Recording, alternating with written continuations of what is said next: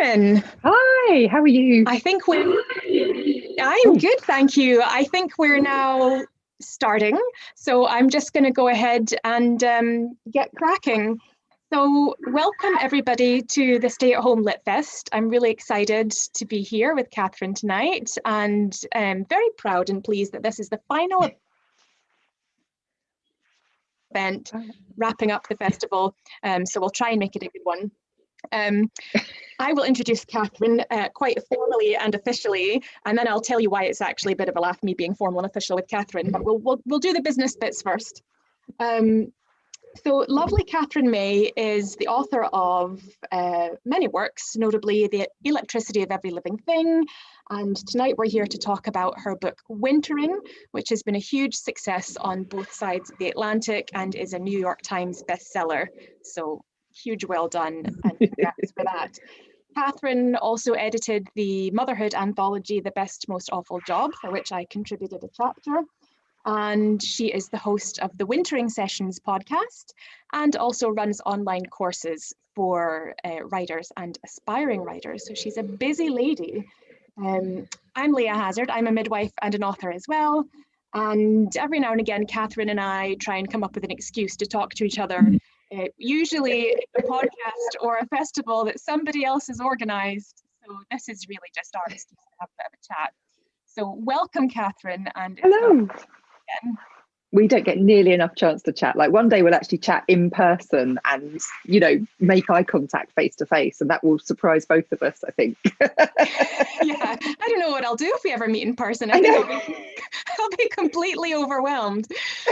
Yeah, I know, it's really funny. That's so true. I know, but it's lovely to see you. And I think, I mean, obviously this has been a huge year for you. Well, it's been a huge year for all of us for the obvious reasons, but a huge year for you, the success of Wintering. And we're going to talk a little bit tonight, I think, about the weirdness of being a success in lockdown and also the strangeness of what it's like to be a writer when you are essentially forced to stay at home. And I'll maybe start with a comment that I read that I thought that was so apt. It was an interview a few months ago with Daisy Edgar Jones, who of course is in Normal People that we've all watched and loved in lockdown. And she was talking about the weirdness of becoming really famous at a time when she's actually hardly left her home. And she said it was kind of like playing a game on her computer screen or on her phone, where it was her avatar that was going around doing all these wonderful things and getting all this praise. And she used to kind of look at her phone some days and say, wow, you know, my avatar is doing really well today. And so, I mean, what's that been like for you, Catherine, to have so much acclaim and for your book to do so well in a time when it's all kind of been virtual and quite remote? But also I think because it's been in America mainly. I mean, the book's definitely got its fans in the UK, but the kind of bulk of the sort of the coverage has been American. And yeah, I agree with Daisy Edgar Jones. It's quite a disembodied experience, really, because I mean, I've never even met my US editor, you know, like not in person. And so yeah, I spent, I mean, I'm not joking, 3 months solid doing Zoom chats and like interviews and things like that. And, you know, like live radio, which is so weird because there's no audience replying to you. And you're just sort of talking. And loads of American, there's literary radio shows in every American state as part of NPR. And you get on and you talk for a solid hour about your book, which we don't have the equivalent. And it's such a strange thing. And then you know, close down your screen and you go and make a cup of tea and tidy up. But I don't mind. I think that's really good. I couldn't have handled having to go to all these things in person. I think it would have completely flipped me over. And the sense of unreality about it has been handy for me, I think, because, you know, Wintering has meant an awful lot to loads of different people, and that feels quite weighty. I mean, you must know this from your writing, you know, it feels like it's a really beautiful, wonderful thing, but it's also quite a heavy burden to carry, because you know that it's, you know, it's got this importance in certain people's imaginations, and you can't meet that personally. You know, you have to trust that your book did it. Does that chime for you? Absolutely. I mean, well, for anyone who doesn't know, I wrote a memoir as well about my time as a midwife called Hard Pushed. And yeah, it was a weird kind of side effect for me, very humbling in a way, but strange as well, that people then in some way identified with that, and in some ways maybe saw me as, I don't know, like a role model or a source of some kind of wisdom, or which I'm really not. And it's strange, Katherine, isn't it? I think when you set out to write a memoir, you obviously are sharing your own vulnerability and maybe a trauma that you've experienced, and then also sharing your coping strategies and how you got through that, which, you know, kind of is the arc of wintering in a sense. And you hope that it will resonate with people, but then when it really resonates with people, Yeah. it feels pretty huge, doesn't it?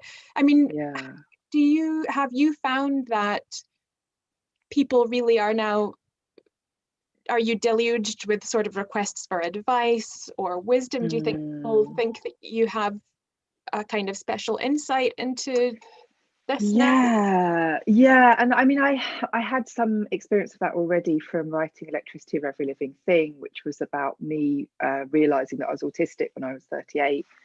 And that already had meant that there was nothing out there for adult autistic women to identify themselves at that time. I was one of like a cluster of books that came out, but it wasn't a bestseller or anything like that, but it clearly really mattered to a lot of people, and a lot of people needed my opinion on stuff in a way that I realized I couldn't really give. You know, I can't confirm or deny that you're autistic if you email me and tell me that happens in your life, you know. And so I'd already kind of had a little taste of that, I guess.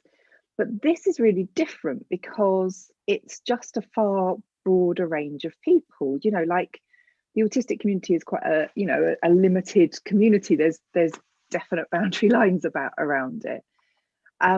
Whereas this is like all kinds of different people really seeking something from me. And like the reason they love my book is because I show them what a mess I am in it, not because I've got the freaking answers.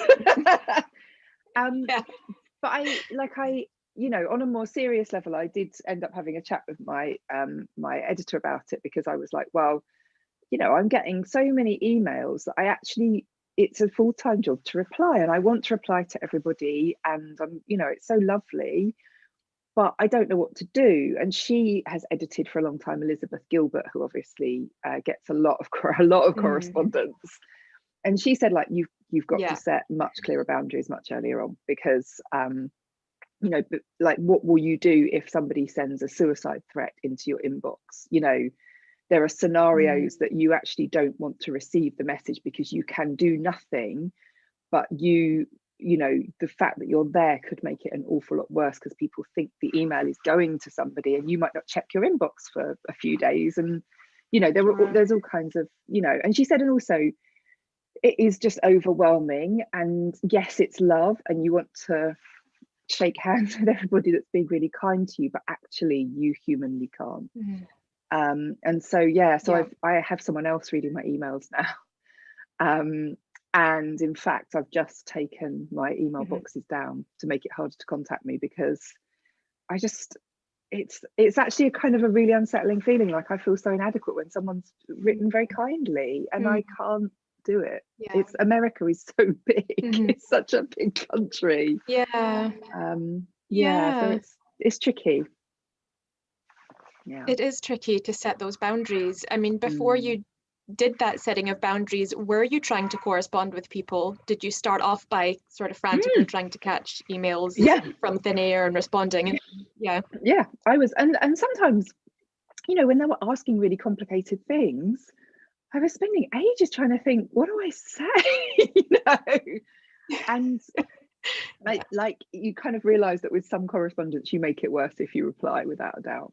you know, it's Yeah. you're not Yeah. the helpline, and you don't have the skills, and you don't know what to say.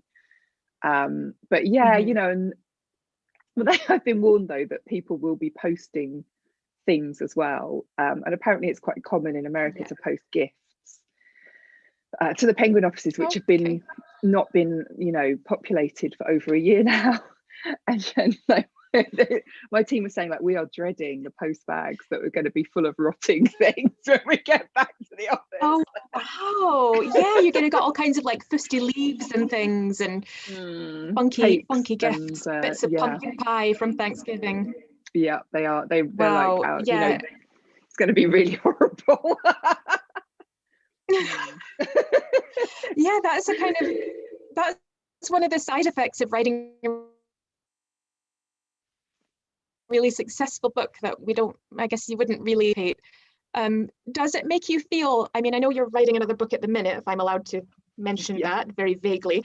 Do you feel in a way as if your next project, you almost don't want to be seen as a source of wisdom? Is it a very different book? Is it a very different kind of direction for you, or is it still very much yeah, I'd like to say it is, but unfortunately no. The problem is, like, every time, like when I sat down to write Wintering, I said I was going to make it a less personal book, and I failed at that. And so this time I was like, no, really, this time I'm totally like, I'm not going to be in this book. And I'm just like, I've got nearly to the end of writing it, and I'm sneaking my way in right now. It's the way I write, and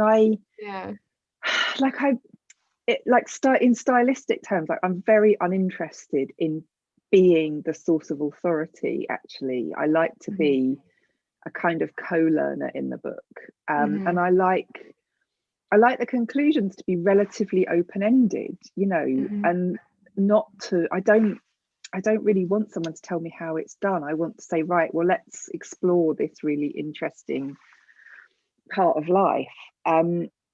Yeah, and so that's how I always end up in it, because actually that's the only way you can pull off that that feeling, really. It's obviously really effective though, because your readers can then identify with that and to sort of join you on that journey. And it's funny you say that you've realized that's kind of just the way you write, because the project I'm working on now as well is about a kind of big, in some ways very academic topic, but guess what, I'm in it. And I said to my editor, I said I think I've just realized that that's just the only way I actually can write. And I think it's interesting, isn't it, when you kind of hit your stride as a writer at a certain point in your career, and you have to kind of accept, okay, this is my voice. Yeah, I'm going to turn the light off so because it's doesn't it? Oh no, that seems to make it. How does that make it worse? That's weird, isn't it? I think do you know what? I love reading memoir as well. That's the truth of it. Like, it's my favorite thing to read, and so I guess it's not that surprising that I'll end up writing it. That is complicated, because, like, you are not an infinite source of information and of things to mine. Thank goodness. I mean, I hope I'm not. I don't want loads. I mean, loads of bad things would have to happen, essentially. But also, it's, you know, I don't mind sharing personal information, but there is a big dance around that of how much I want to share, and about whom as well. And, you know, I'm obviously being careful about the people in my life. So yeah, it's not the easiest thing to write. It must be much easier to write, you know, crime fiction. Just sit down and play with some characters. But I keep saying I'll do that, but I never do. I don't know. I just keep writing about myself. I don't know what that says about me. I know, I kind of shudder to think, but anyway, at least, you know, great minds think alike. We're obviously ploughing the same furrow, as they say, in terms of kind of literary styles.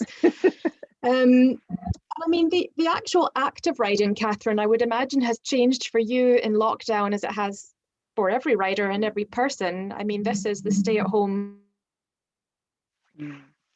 lit fest, and we really have had to stay at home while we've been writing, which in some ways maybe a blessing and in some ways a curse. And I was rereading Wintering last week because I, contrary to popular belief, do actually prepare for these things.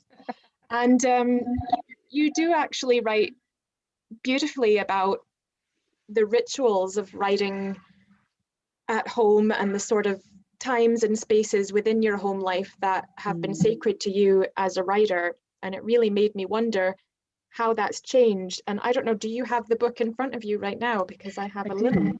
Yeah, I was looking at, there's a lovely bit on page 94 where you're talking about how lovely it is to get up at 4 a.m. and get down to work in a little pool of light before everybody else in your house is awake. Yeah. And I also used to do that kind of pre-lockdown as kind of my time, nice and peaceful, no distractions. But then after lockdown, I almost came to really begrudge it and hate it because that's interesting. It wasn't a choice anymore. It really was the only time of day when I could be by myself in my own home. Would you mind reading from that page a bit for us? Because it's so lovely. I clear the surface of my desk and make a pool of light with my lamp. I go off to fetch matches and light a candle. One light is steady and sure, the other uncertain and flickering. I open my notebook and work between these two poles. On balance, it's where I prefer to be, somewhere in the middle. Certainty is a dead space in which there's no room to grow. Wavering is painful. I'm glad to be travelling between the two. I've come to love this part of the night, the almost morning, which feels exclusively mine. Being the only one awake makes it a luxurious space in which I can drink in the silence. It's an undemanding moment in the 24-hour cycle in which nobody can reasonably expect you to be checking texts or emails, and the scrolling feeds of social media have fallen quiet. In a world where it's hard to feel alone, this finally is solitude. Even the cats know it's too early to demand to be fed. They raise an ear as I pass and retreat back into their curled balls. You paint such a gorgeous picture there, and I can feel myself right there with you in that moment of sort of stillness and solitude. And how has that changed for you over the last year? That's such an interesting question, because actually for me, when lockdown first happened and, you know, my son was at home from school, and my husband was working from home, and I found that time then had to become the time when I did my paid work. So there went my beautiful, lovely, quiet hours, and it got replaced by something that felt far more kind of demanding and frantic and pressured. And of course, like trying to work from 5 o'clock in the morning until 7, when your child wakes up, it's never going to feel satisfying because you can't get enough done. And I think for me, it began to feel part of the brain fog that overtook that year. Actually, like by September, my brain was absolutely spent, and I couldn't think straight. But it's, you know, like obviously Bert's back to school, which helps. I have been working on the new book, and I've found myself like sometimes getting up early, but not as much as I used to, actually. I think that space has been a bit damaged. But in the last few weeks, as you know, when you can see the end of a manuscript in sight, like I've sniffed the finish line. Oh, well done. Yeah, and so I feel happy to get up again now, because work feels like really invited. But yeah, it just ruined all work for me this year. It just made everything horrible. But I do, like, one of the things I say to myself, and I like, because I used to get up really spontaneously at 5, and I seem to have stopped doing that at the moment. But one of the things I tell myself is, like, I invite myself to work in liminal space, because actually I find that weird time really kind of psychologically helpful. It's not real life. And therefore you're free to imagine things that maybe you wouldn't give yourself permission to do in the daytime. So that helps. But yeah, I've lost my rhythm for it, definitely. At the moment. Is your sort of daily writing routine unidentifiable now from what it was a year ago? Is there a routine, or does it just vary now? Yeah, That there's things never are been a kind of back routine. to normal? Yeah, no, I've never managed much of a routine. It's always been very variable, but that's the routine that's been disrupted, right? You know, the ability to vary. Because I have always loved writing in cafes. I've always loved going to libraries to work.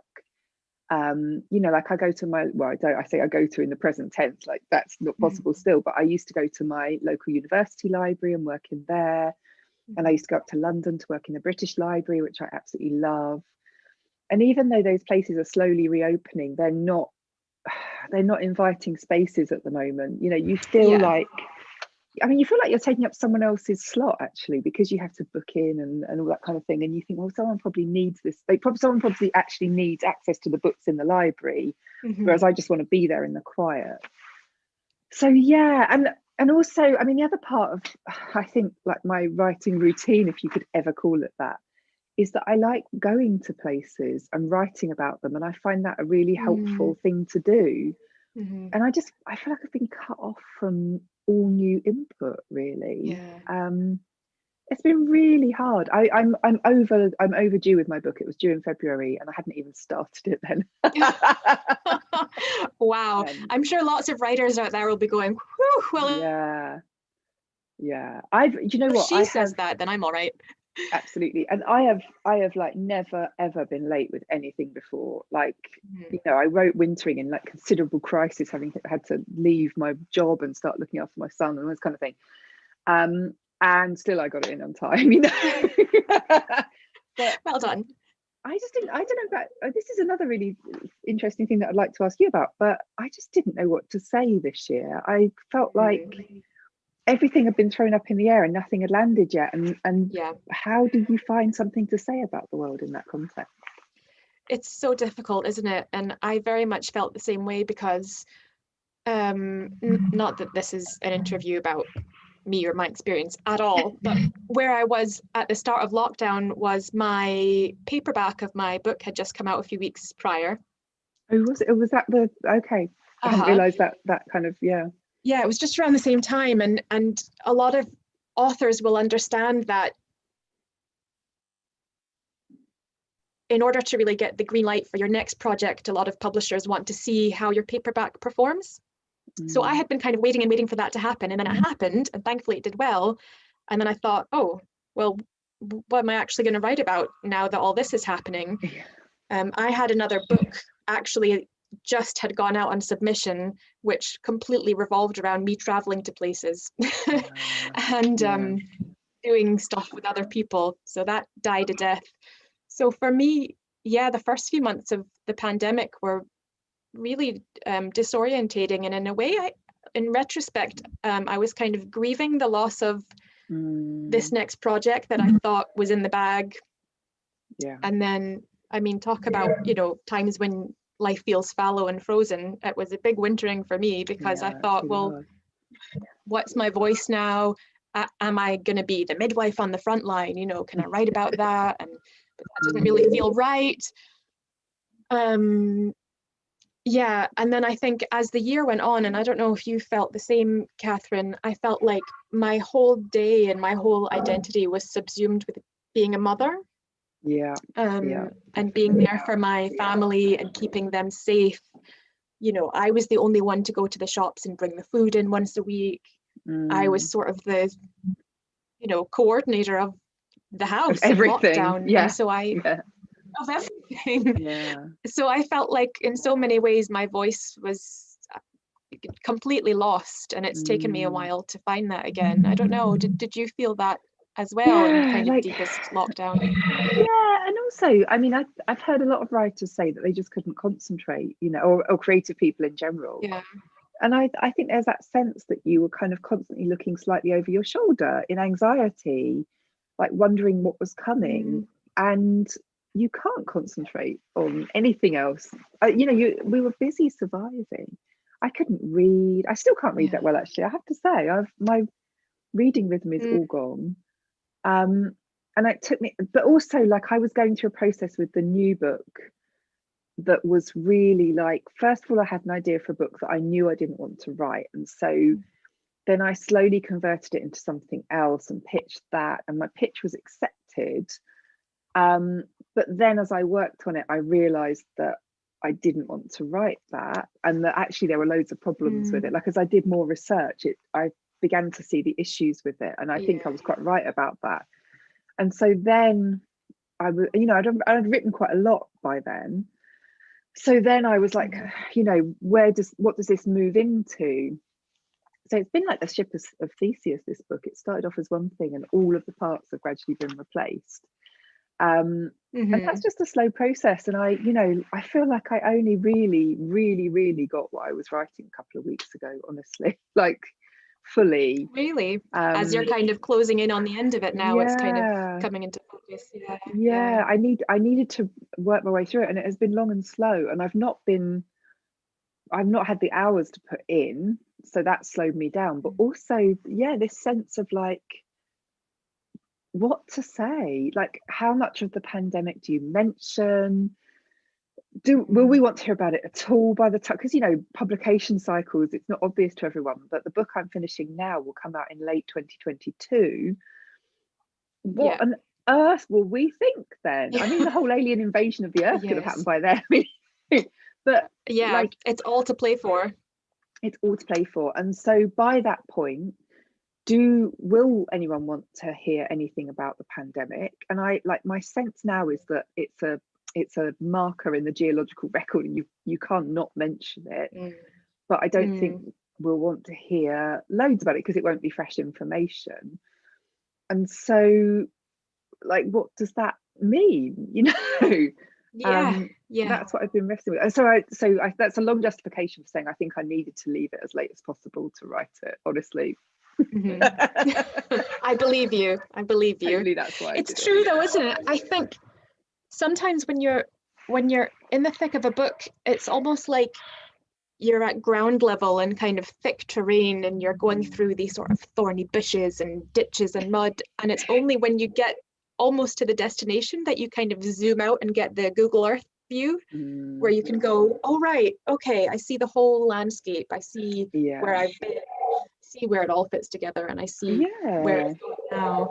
It's kind of like, well, you're looking for an argument almost. You're looking for actually what you're, and I again, like, I'm not the kind of writer that goes in knowing what I'm going to conclude. Like, it really is a process for me to find what I think about something. And that means you have to be open to find like that you don't really like that book. It's quite brave though.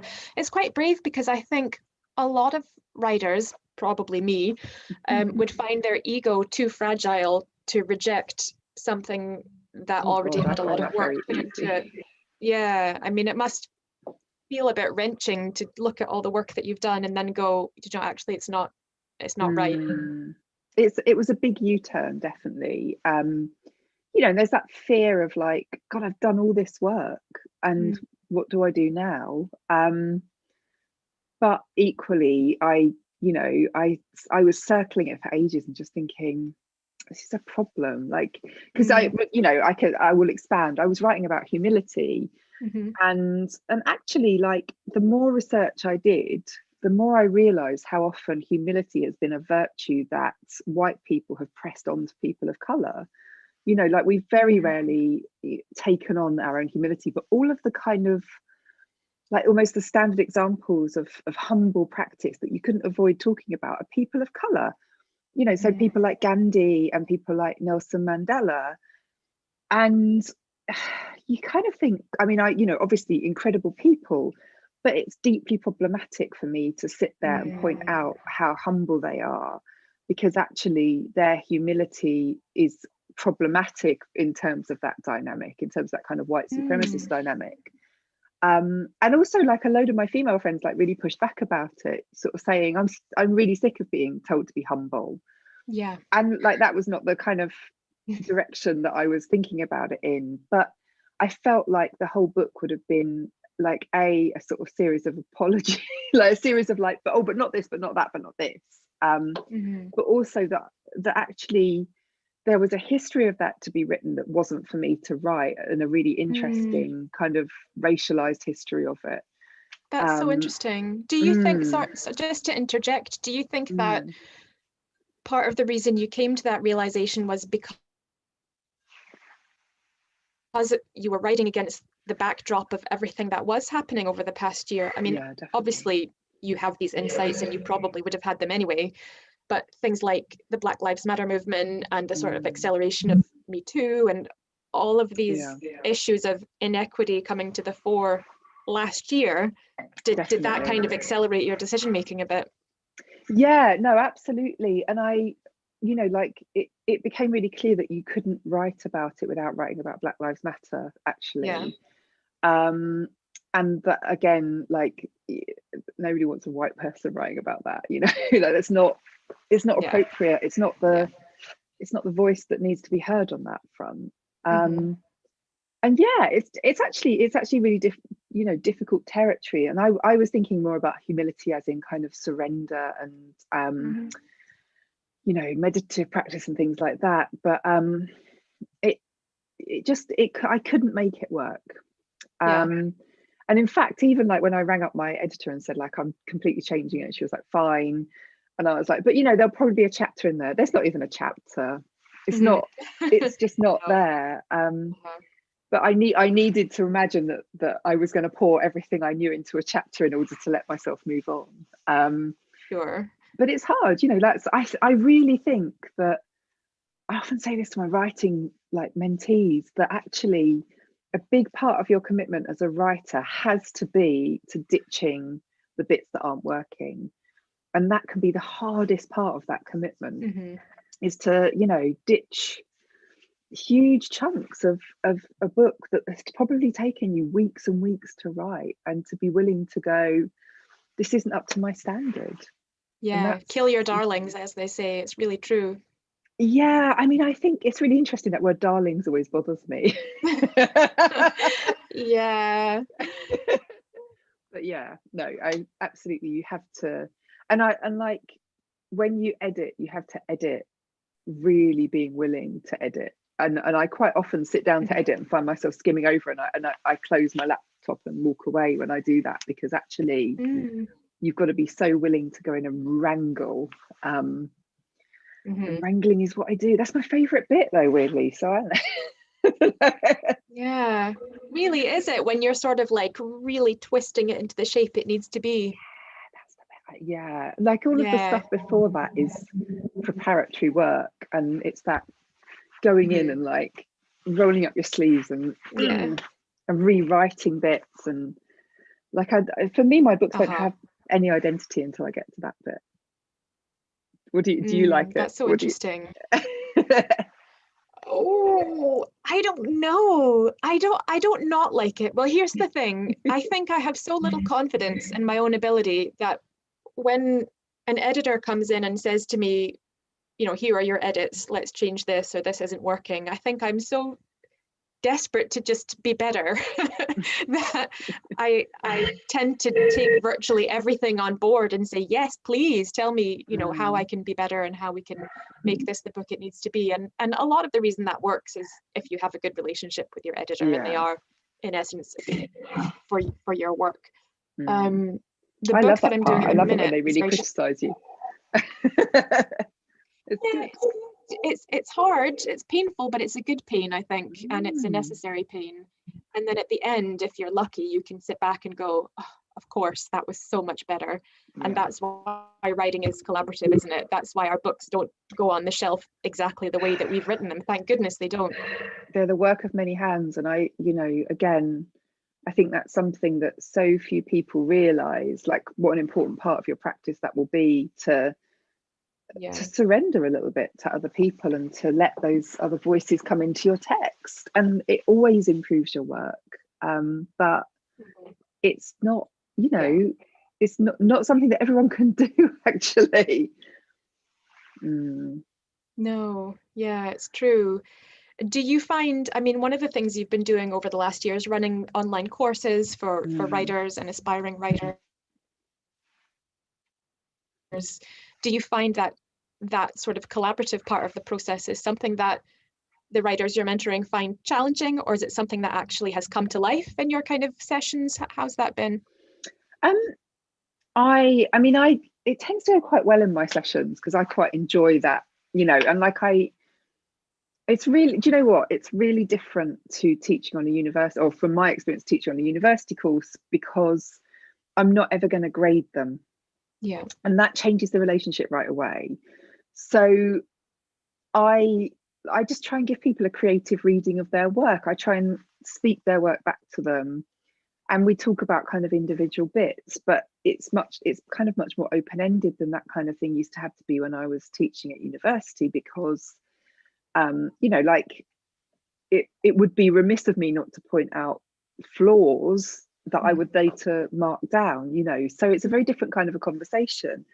But everybody hits a point, I think, when they, how would you put it, like, well, when they just lose confidence, when they kind of think, why am I not good enough, why can't I make this land?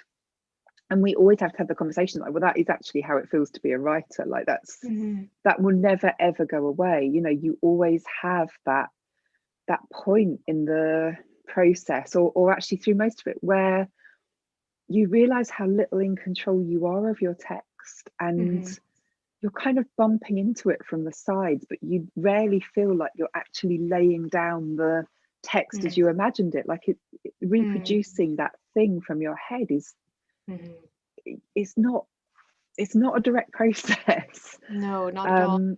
Yeah, and so I think a lot of the work is getting through that point. Well, just knowing that that's what it is, knowing that it feels really like a poor analog of the ideal that's in your brain. Yeah, yes, and I think all writers at every level kind of struggle with that, don't they? Of getting it from here, absolutely, yeah, onto there.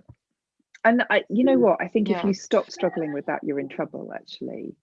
Because I think you do see some writers that become so successful that they're not really edited anymore, or that maybe they they can push back against their edits with no kind of no one saying no, you really do need to change this, and you start to see books that get very bloated and all that kind of thing. And I kind of think actually it's really good to be in that cut and thrust of stuff always feeling a bit wonky. I don't see that as a bad sign necessarily. Yeah, I think there always has to be a sort of push to do better and be smarter. I mean, with Wintering being such a beautiful book, really struck me with this last reading of it. I was like, oh, so beautiful. It actually is so gorgeous. With it being such a lovely book and having done so well, do you still feel like there are lessons for you as a writer from that book that you now are trying to apply to this next project? Are there still things that you look at it and you think, maybe next time I'll approach things slightly differently, or what have you kind of taken away from that? Do you know what? I learned a load in the edit, because actually, writing that book was a really insecure process for me. It was a big leap from writing Electricity. Like I feel like Electricity had some of the elements of Wintering in it, in that I was kind of delving into the lives of people who'd also walked the Southwest Coast Path and things like that. But it was much more of a straight up memoir. Whereas Wintering was a really different kind of a project. And in a way, like there's not anything quite like it, in terms of its particular kind of hybridity. And I felt really weird about writing it, like all of it felt like, I mean, I think it's a very un-British book, even though it's about the English landscape quite often. It's quite, the approach to it is quite un-British, in that I'm quite declarative about stuff. And I was really conscious of that when I was writing it, and therefore I felt like I had to approach it quite journalistically and interview as many people as possible. And I knew when I was doing that I was doing it out of insecurity and out of a sense of like, I need to justify why my voice is there. And what was really interesting was that when it then landed on my US editor's desk, she was like, right, we're going to cut all the journalistic bits out of this book. and two things going on there. One is that, I mean, honestly, Americans are not as hung up on the length of the book. Like, British publishers are a bloody nightmare for being like, right, it's got to be at least 65,000 words, so it's the right shape on the shelf in WH Smith's, like that's literally where you end up going. Yes. They don't give a toss about that. She was like, well, I publish Anne Lamott, and her books weigh in at about 35,000 words, and they all hit the New York Times bestseller, and we love her, and like, why would she have them any longer? Like that was really liberating. So yeah, that invited me to cut a whole load out of the book. Which I was clinging to, knowing that it was less good than the rest, but also feeling like it had to fight for its space. But also, like there's much, the memoir tradition is much longer standing in America, and it's been respected for much longer. And also the idea that you might write a spiritual book it's okay. Even though, God, mine doesn't touch spiritual in the way that American writers would, but books about it does in a very kind of understated English way, though, which I find really lovely and kind of subtle. I mean, that's about as far as I can go with it. I think really that's like my personal limit, although the new book has probably got more of that. But yeah, so that was, I just learned such a lot in that process about speaking as I always meant to speak, and allowing myself to do that without apologizing for it. Like, she was like, right, I've highlighted the apologetic bits, because I was doing the British thing of like apologizing for something for a whole paragraph before I moved on. Yeah. I've already in my head, I've written a whole epilogue to my current book where I apologize for about 12 different things. Like, I'm sorry I've upset you saying this, I'm sorry I've left this out, sorry I've looked at it this way. I don't know, I think it's sort of a natural impulse from any author, isn't it? Yeah, and I mean, it was a good learning process for me, and I think I'm saying what I want to say much more directly in the new book, and sometimes that's making me cringe a bit, but I love writing on that edge. And I've mentored loads of memoirists now, and I will tell you something fairly consistent, that they will always try and deliver their manuscript with a prologue that apologizes for the existence of the book, and I will always tell them to cut it, like every single time. It's an instinct. It's like, why am I telling this story? How do I justify my right to be here and to take up space? And it's like, your reader wants you to take up space. They're reading this book because they want you to inhabit the pages, and not because they feel like you shouldn't be there. If they feel like you shouldn't be there, they won't read it, which is fine. Like, that's part of the transaction that we make. And so that's my, I don't know, that's my work in progress, really, I guess, is thinking about how to feel the right to, and also they want me to write a shorter book. They're like maximum 55,000 words. Wow, that's really interesting. So and of course, and how have your British publishers dealt with that? That's been quite interesting. Or is that another conversation? That might be another conversation. Fine, we'll leave that. They felt a little bit weird about it. But the thing about it is that I heard that information and thought in the back of my head, no, it'll be 65,000, and I'll just try and get it under their noses. But now I'm like, no, do you know what? I think it's going to be about 55,000 words. I think actually, without all the apologizing, that's actually the book that turns out. It's quite interesting. That's so interesting, and it's such an important message to internalize. That your reader wants you to take up space and wants you to be on the page. I struggle with that every time I sit down at the keyboard, but I think once you give yourself permission to raise your voice, it makes the book a better book, always. Absolutely. And they they want to hear what you say. Like, I think the problem is that we go on Twitter or whatever, and there are always people there that don't want to hear what you want to say. And those people will never buy your damn book. Like, they are not your people. You're writing to your people. And it's like, we all have that to learn. It's not and you can do that and still be humble. I think that's what I wanted to write a whole book about. You can raise your voice and still be humble. Yeah, because, you yeah. know, it's about knowing who you are in context rather than trying to dominate. But yeah, it's That's so okay. interesting. We're Well, allowed, you know. yeah, I'm going to think of your voice in my head when I sit down tomorrow. Like, okay, Katherine says I'm allowed, I can do it. Speaking of our people, I'm just going to remind everybody who's watching, it's now just coming up to 10 to the hour. And if anybody out there wants to ask any questions for Katherine or myself, or you just want to give us any comments about what we've discussed, I'm really bad at Zoom, but I'm told there's a way that your lovely questions can come up in the chat box. There's a chat box, I'll put it up. Yeah, the one in the, oh good, there's one in the Q&A. Oh good. I'm going to go and look at that now. I have my camera positioned in a really weird place, so I can't actually see the Q&A, so I'll let you do it. But I can see it now. Yeah, apologies to everybody. Tech is not one of my strengths. I can catch babies. I can maybe write a book on a good day. Can't do Zoom. Can't do it. But I'm in the Q&A, and somebody has asked, kill your darlings. Would Katherine say more about why she has a problem with the word darlings? It would be really interesting to hear more.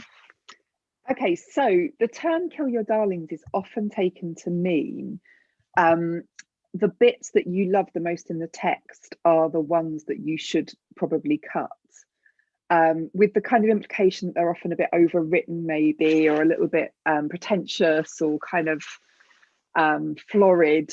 And actually, like, that for me is a wonky instinct, because I actually am quite good at noticing the bits of my writing that are really landing. So yeah, so I'm just a bit wary of the word darlings, because I actually think that, yes, some writers are very bad at judging what are the good bits, and you know, some writers work for years to kind of pare back their text into their voice. But like, that's not necessarily been my personal battle, and so I just think, you know, like, always be wary of one size fits all advice, essentially. Because, you know, it's often aimed at a particular problem, and it might not be your problem. And yeah, my problem isn't that. Like, my darlings are my darlings, and they always stay, and I know those bits, you know. I know those like sentences that are really perfect. It's the bits that I know in my heart of heart aren't firing, but that I cling to anyway, because, you know, they add to the word count, or they're like, you know, or whatever. You know? They're the bits that I, you know, like, normally they're not darlings that I have to kill. They're definitely, you know, subpar. It's interesting, you were talking before about some people getting to the point where their books stop being properly edited and the book becomes bloated, and I think that's a really good word to conjure up the image of prose that's maybe just a bit flabby, a bit much. There's a bit of flanneling and kind of padding on it, and I guess flanneling, that kind of flanneling, that's not really darlings, is it? That really is sort of superfluous stuff that can go. I mean, I like my first novel. I mean, I remember sitting down and thinking, I don't know if I can write that many words, you know. And when I came to the end, I'd written 150,000 words and realized I had to cut it in half, literally. And there was a lot, you know. There was a lot that went, and it was all me trying to fill the word count, you know, and saying the same thing twice, or over describing, or going off on a tangent that, you know, that didn't need to be there.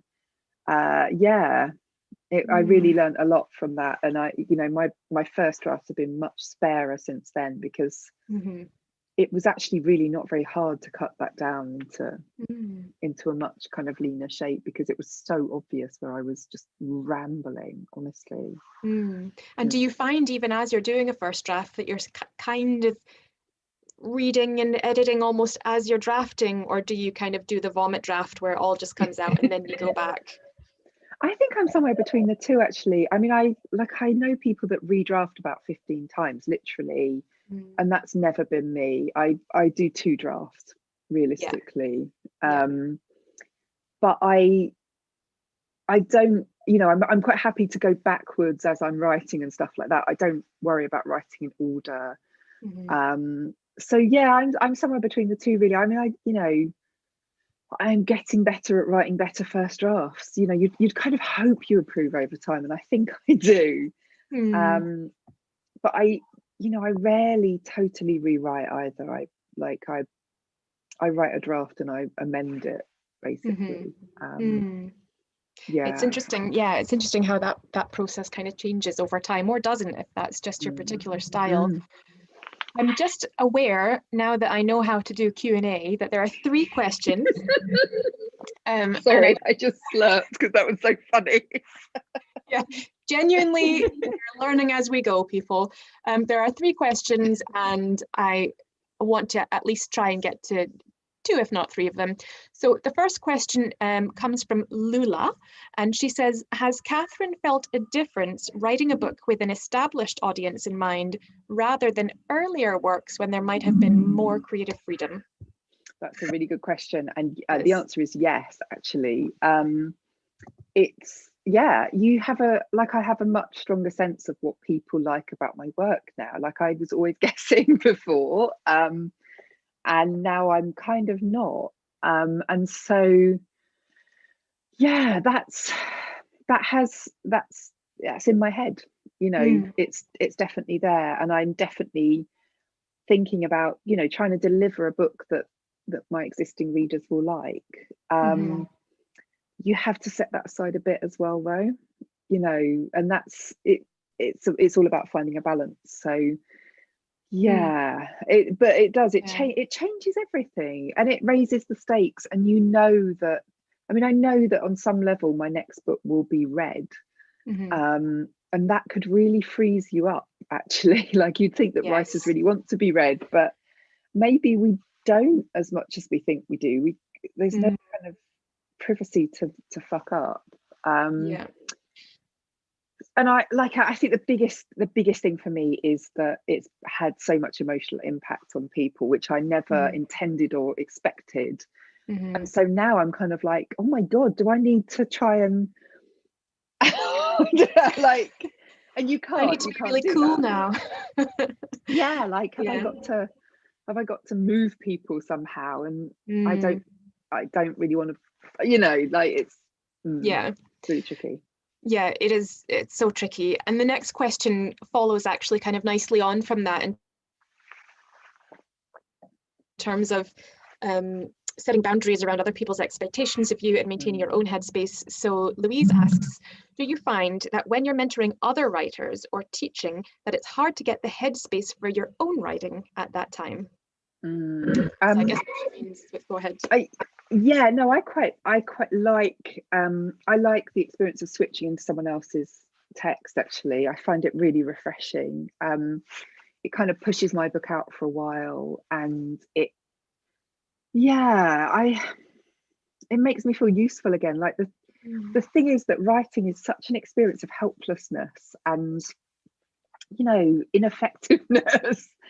And I'm really good at, like, because, you know, I've edited and I've scouted and I've taught, and I'm really, really, really good at figuring out other people's stories and working out what's going wrong and what needs to happen on some level. And it's such a relief to be able to do that when you've been the other half of your day wrangling with your manuscript, thinking, oh my God, like, what does this mean? What shape is it? Well, I can get so much more perspective and bird's eye view on other people's stuff.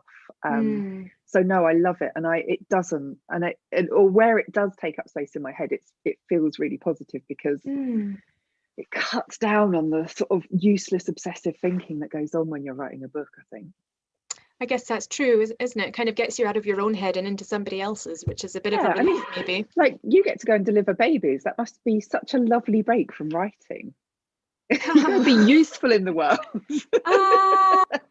Yeah, I mean, I don't know about a break from writing, but in a sense, in all seriousness, it is, in a way, because it's using a completely different part of my head, my identity. Because of the busyness of where I work, it's very much like you're just in that space. You're there doing it. It wouldn't be possible to think about my writing while I'm at work. So yeah, it is. I joke that it is a nice break from my writing. Yeah, it must be. A very different kind of mode of being. Very different. I'm going to try and get to this last question before we wrap things up. It's a nice one to finish on, actually, and it's a bit different. This is from Samantha. She says, being a New York Times bestseller and autistic, do you feel like you are a trailblazer in the autistic community because autistic writers, actors, etc. don't tend to get that sort of acclaim in non-autistic circles? Well, except for Anthony Hopkins and Daryl Hannah. And Chris Packham. I think the truth is that I'm not a trailblazer because I think that loads of writers before me have been autistic. It's just very, very poorly diagnosed. And, you know, like, it's great. You know, I'm really, really delighted to be a kind of out autistic person, if you like. But more than that, I'm delighted to have a book that isn't about autism and that isn't like sort of tokenized, because I think often books about autism have been kind of tokenized. You know, and to be female, which so many people think isn't possible, still, despite all of the, you know, clear clinical evidence, blah, blah, blah. So I probably feel like less of a trailblazer than other people would think I am looking from the outside, actually, because I'm really acutely aware of how, you know, how common it is to be like me in my industry, like people that don't know they are, or people that do know they are and don't say. And I think it's often part of the skill set of writers, actually. But yeah, I tell you what, look out for a brilliant book coming up by Joanne Lindbergh, called Letters to My Weird Sister. She's another autistic writer, and she's identified 4 women across history who, she's not kind of posthumously diagnosing them, but she is saying, here's another woman who didn't fit the mold, and who has left clear evidence of the way that society treated them differently. And it's really illuminating the way she picks apart all of the commonalities between different ways of being weird, because actually that's the thing for autistic people. You know, we're seen as weird by neurotypical people quite often. It's not terribly fair, but it is kind of what happens. But yeah, I mean, in Electricity, I spent a lot of time writing about Jean Rees, who I think when you look at her life, you can really see quite clearly a kind of pattern that, you know, a lot of autistic women now would recognise. And that's kind of why I love her. I have her, look, she's right next to my desk. I always have her here. This is her, look. I always have a peeping up behind my monitor. Yeah. Love it. So yeah, so actually I feel very reassuringly not a trailblazer. But I, you know, the thing that pleases me is that the book that's really made it has not been my book about being autistic. It's been a book about something else, and it's actually about stuff that I, as an autistic woman, can pass on, because being autistic has created, you know, this life that means I've learned how to cope with some pretty dark times. And we're so grateful to you for passing that on, Katherine, because it's just a stunning book. And I'm sure that everybody watching has enjoyed it, will enjoy it, will continue to enjoy it. So thank you. I'm aware, as a good host, that it's now 8 o'clock. So we're going to kind of wrap things up.